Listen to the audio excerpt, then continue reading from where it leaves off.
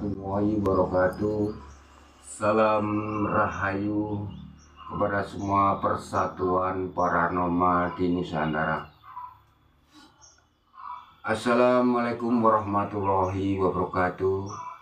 Salam dari saya kepada semua Ustadz Kiai, guru besar di Padepokan ataupun di pondok pesantren di Indonesia maupun di luar negeri. Dan salam kepada semua santri saya yang tersebar di Nusantara maupun di luar negeri. How are you? I hope you healthy always. Pada kesempatan ini saya akan menjelaskan sejelas-jelasnya tentang saudara kembar gaib, yaitu sedulur papat lima pancer. Kalau zaman nenek moyang kita itu disebut malaikat empat, yaitu malaikat Jibril alaihissalam, malaikat Mikail alaihissalam, ya, malaikat Mungkar dan Nakir. Ada 4 malaikat. Karena setiap manusia itu sejak dilahirkan ibunya itu sudah diikuti oleh saudara gaibnya, namanya sedulur paling pancer. Ketika ibumu melahirkan kamu akan keluar air ketuban. Di situ oleh nenek moyang kita, leluhur kita, itu disebut kakang kawah berwujud putih.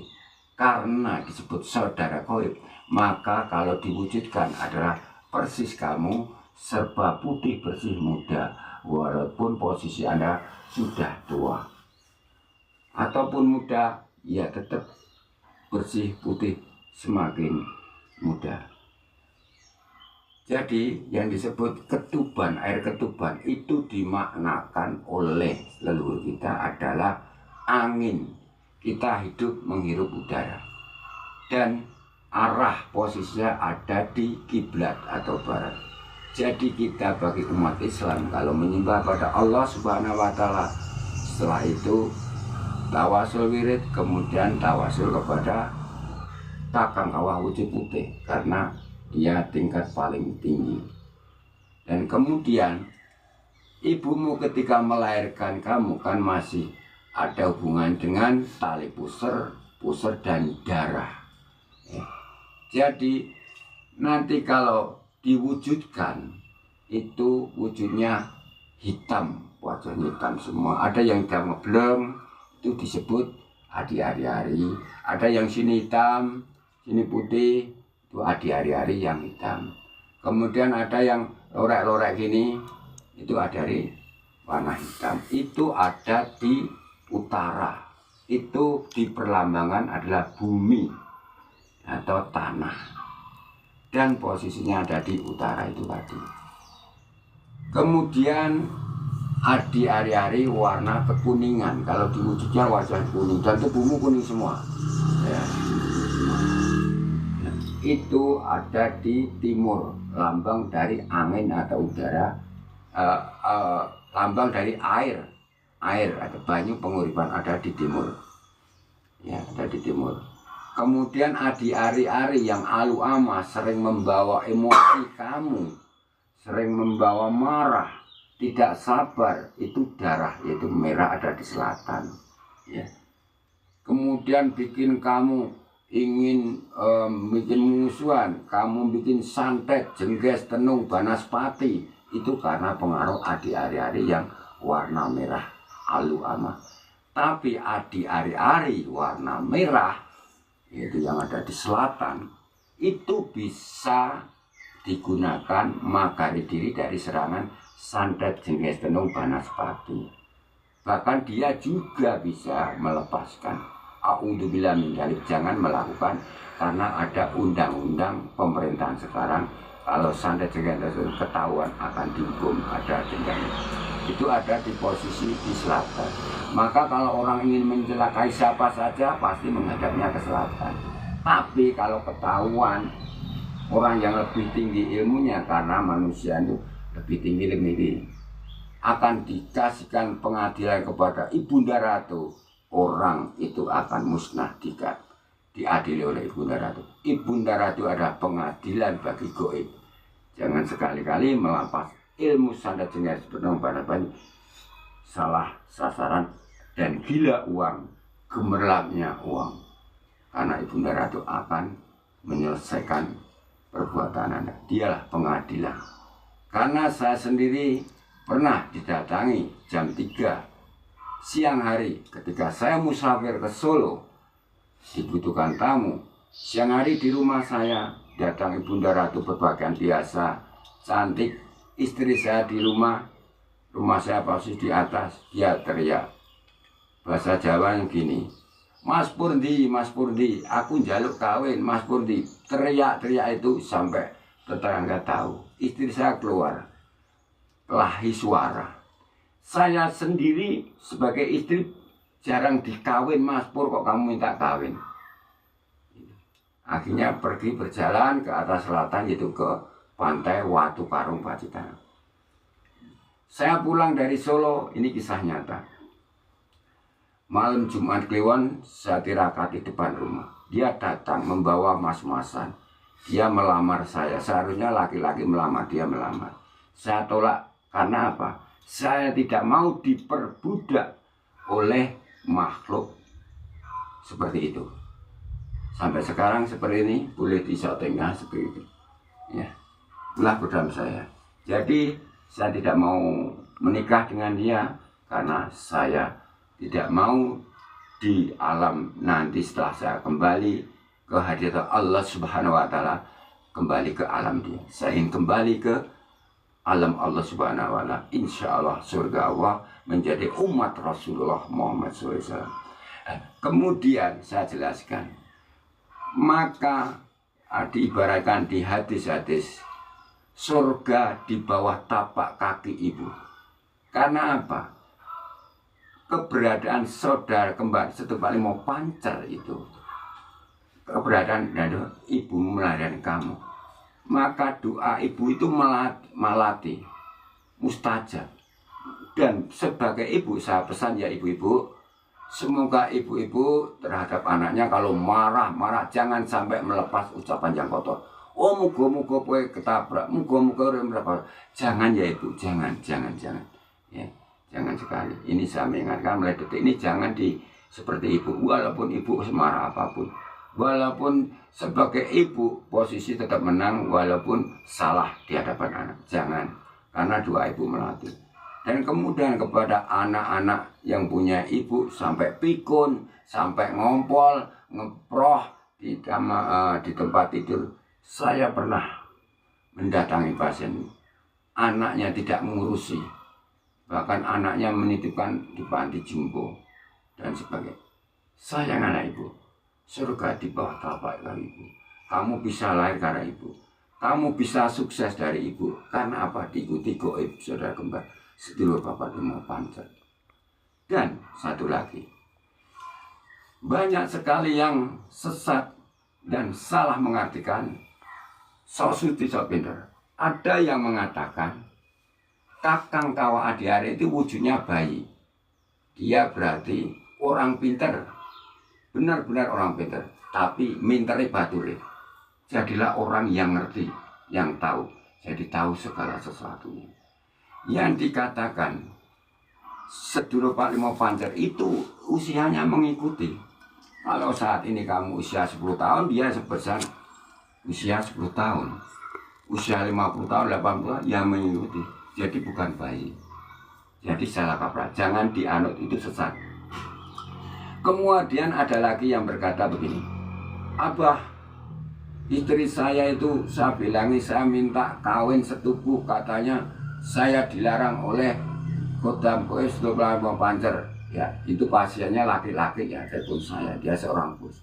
Dia nggak mau, alasannya saya takut dimarahi Kakang Kawah di hari-hari setelah saya telisih, ternyata dia diperbudak oleh jin, yaitu laki-laki. Dikirain sedulur paling mau pancer. Setelah saya tanya pada wanita itu yang mau disetubuhi, pada itu istri sah ya, kamarnya sendiri-sendiri. Saya tanya, kamu belajar dari mana? Kok sampai mengatakan Kakang Kawah Adiari disetubuhi suami serah nggak mau. saya belajar dari A.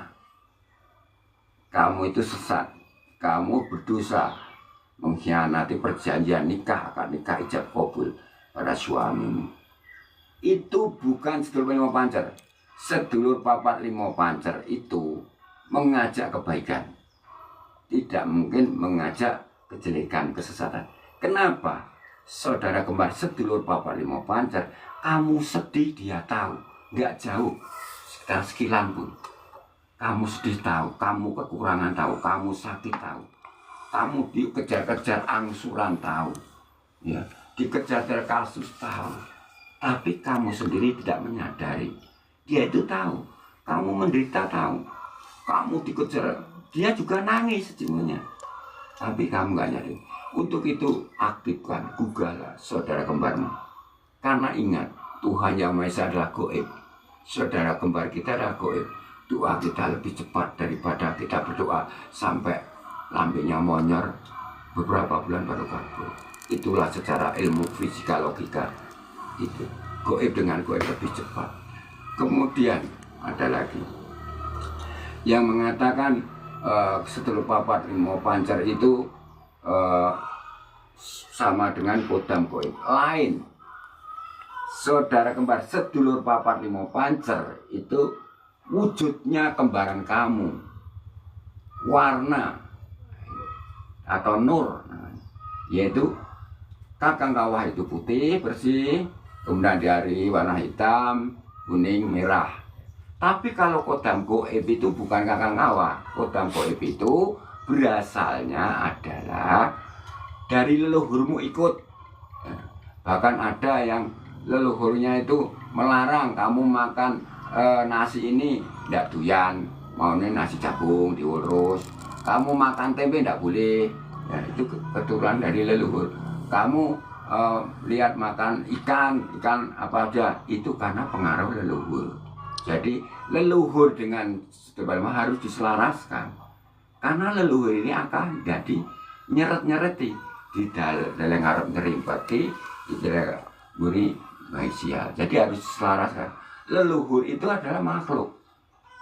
Leluhur itu makhluk berwujud manusia. Jadi kalau kamu kodamnya leluhur tidak diselaraskan, dia itu akan ngerimpeti dari sedulur limo pancer. Jadi kayak ring tinju di dalam itu. Sedulur limo pancer sama kodam gue tinju. Jadi wadahnya yang nggak kuat, bisa-bisa stres satu, kedua bisa-bisa hidupnya malah menderita. Jadi harusnya, jadi leluhur itu ada panah, yang ikan nggak mau, tempe nggak mau, apa mau, itu karena pengaruh leluhur yang belum diselaraskan. Kemudian leluhur itu kan wujud manusia, itu adalah kodam, bukan sedulur limo pancer. Kemudian kodam itu bisa berasal dari isi benda pusakamu, dari keris, dari tombak, dari kayu, dari bandu petok, atau dari akik dan sebagainya. Itu bisa menjadi kodam goibmu. Di sebaliknya, kalau kamu mendapat kodam goib bisa kamu masukkan ke benda akik atau keris dan sebagainya. Bahkan banyak orang-orang menjual keris pusaka yang isinya kodam-kodam sekti dimasukkan. Itu bisa dijual ratusan juta. Itu kodam-kodam goib. Dan kodam goib itu berwujud makhluk, yaitu manusia dan hewan. Dan kodam goib itu yang hewan itu bisa berwujud macan, singa, ular, ayam dan sebagainya, babi ngepet dan sebagainya. Itu hewan kodam. Kemudian kodam goib bisa berwujud, yaitu tubuhnya ini manusia, wanita cantik atau lelaki ganteng bekar, sini hewan. Dan sebaliknya kodam goib juga bisa, sini itu apa, hewan, sebaliknya dari itu tadi sudah menjadi kodam goib. Jadi kodam goib dengan sedulur papat limo pancer salah, beda, maaf, berbeda. Jangan salah persepsi. Kemudian ingat, di Al-Quran, di hadis disebutkan bahwa Allah Subhanahu wa Ta'ala menciptakan makhluk goib, yaitu jin korin. kalau sampai Anda melakukan perbuatan dosa, perbuatan yang menyalahi orang, itu berarti jin korin memperbudak kamu. Itu jin korin. Kemudian kita kembalikan lagi, kita semua bakal mati. Salah kaprah lagi orang Jawa. Ketika mati, ada jenazah. Cerita sampai sana sini. Terakhir kali meneteskan loh air mata. Dikirain orang-orang di lingkungan itu bahwa yang mati itu menyesal karena anaknya tidak datang, anaknya tidak didekat, tidak sempat pamitan. Salah kaprah. Yang menangis itu adalah sedulur papat limo pancer ketika akan kau tinggalkan, kamu menghadap Allah Subhanahu wa Ta'ala. Jadi bukan yang mati itu, mati ya harus mati modar kayak gitu. Jadi yang menangis itu saudara goibmu, jangan salah kaprah. Kok aku bisa bilang seperti itu? Karena saya belajar ngerogo sukmo. Tapi banyak sekali santri-santri saya tersebar di Nusantara itu belum mentok ke paling tinggi, sudah berhenti. Tapi Allahumma amin. Karena waktu itu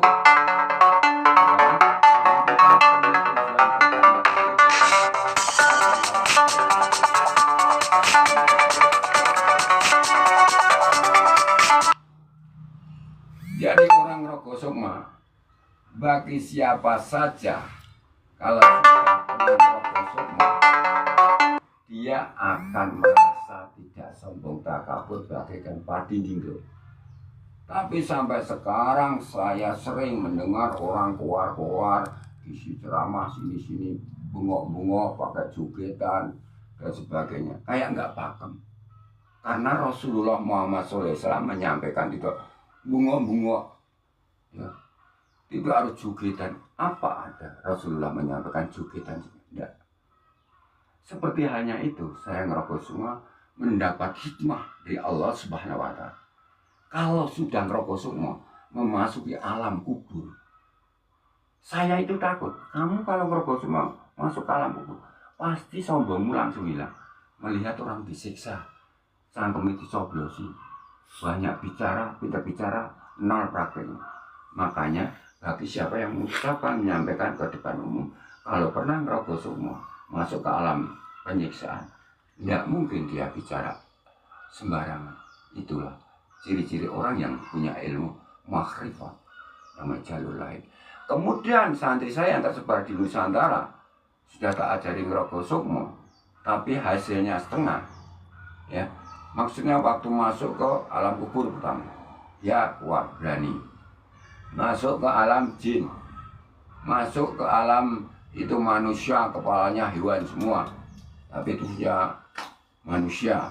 Masuk lagi ke alam ini, saya nggak bohong ya, silahkan bagi paranormal di Indonesia atau guru besar ingin ngerokok semua ketemu saya, silaturahmi dengan saya di alam goib, gelar saya adalah Mbah Gede Purwo Kiai Among, bisa ketemu dengan saya.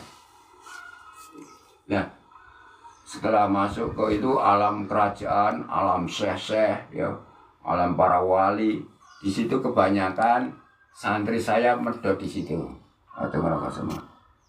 Setelah ngerokok semua di situ ketemu guru, orang sakti Brawijaya atau wali atau Sunan Kalijogo berhenti di situ, kemudian punya ilmu wali songo, ilmu para orang sakti berhenti di situ ngerokok semua.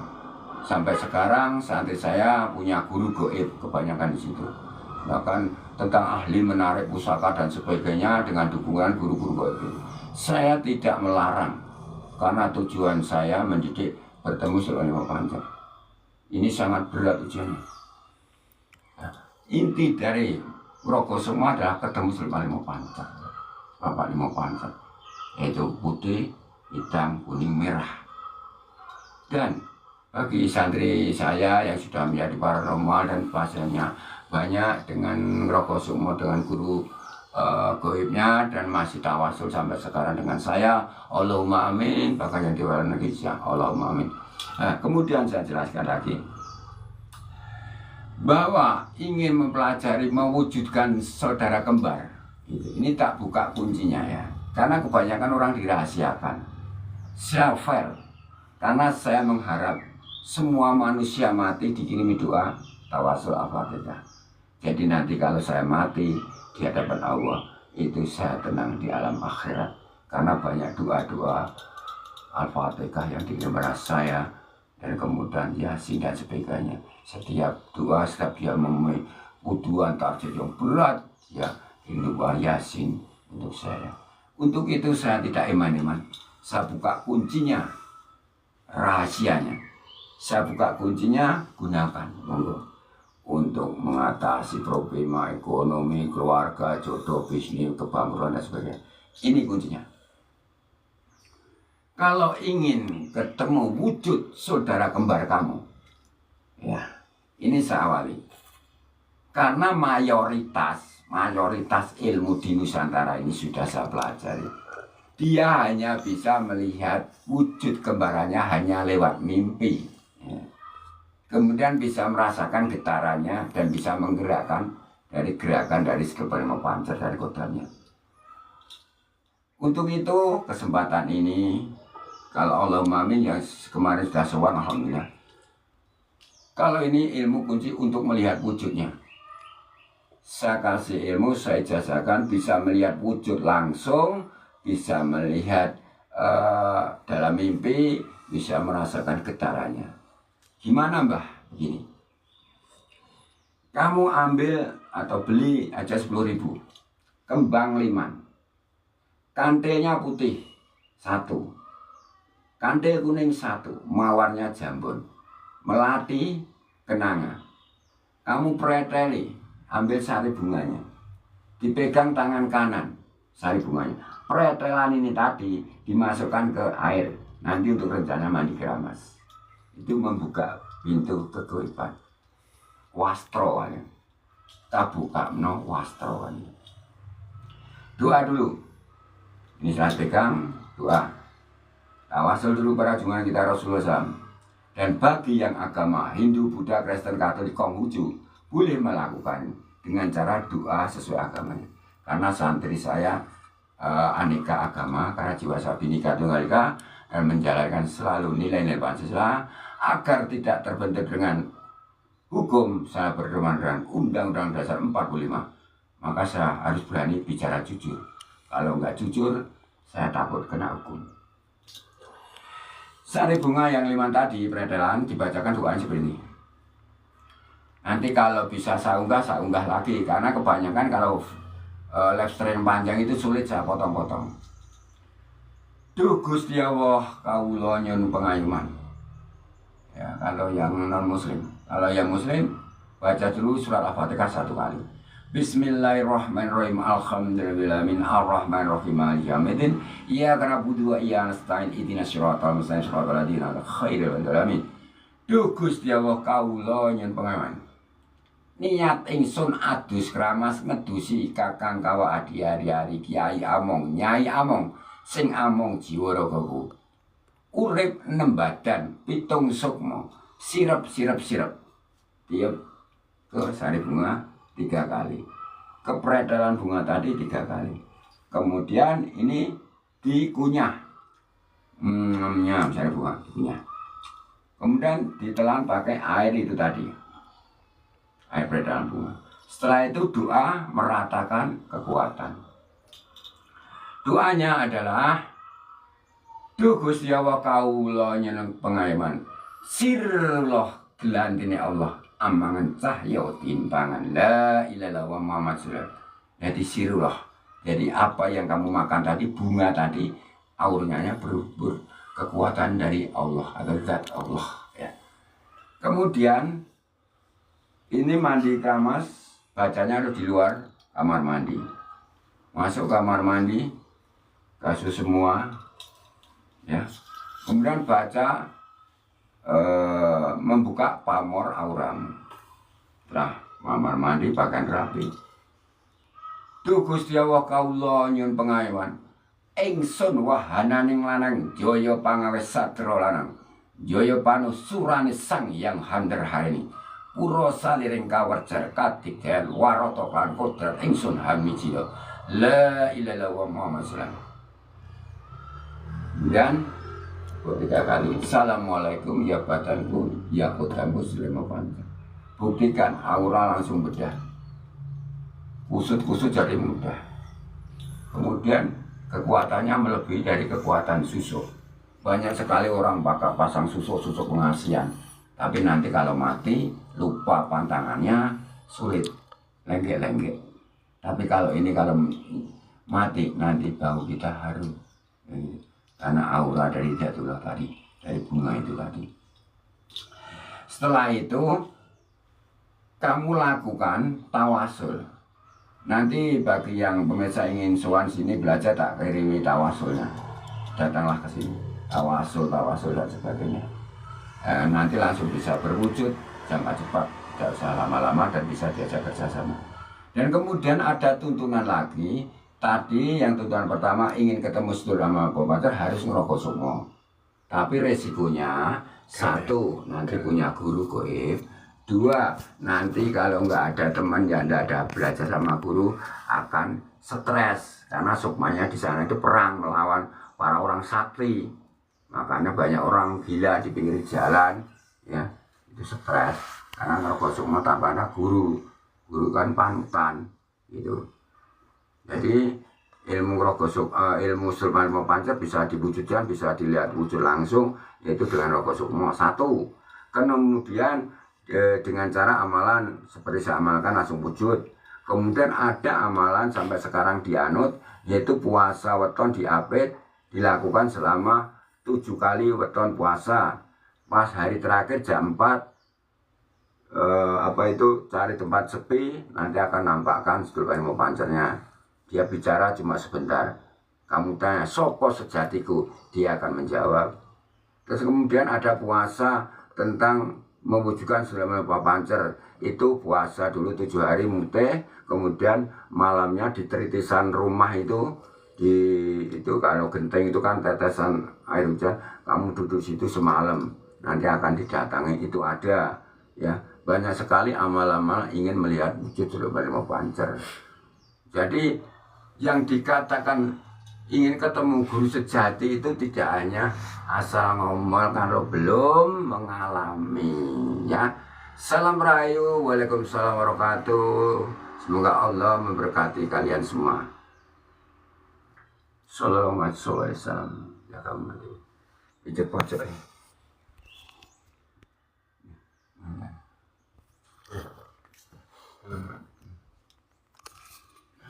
Kalau boleh ini dikirim ke bisa nanti kirim. bisa.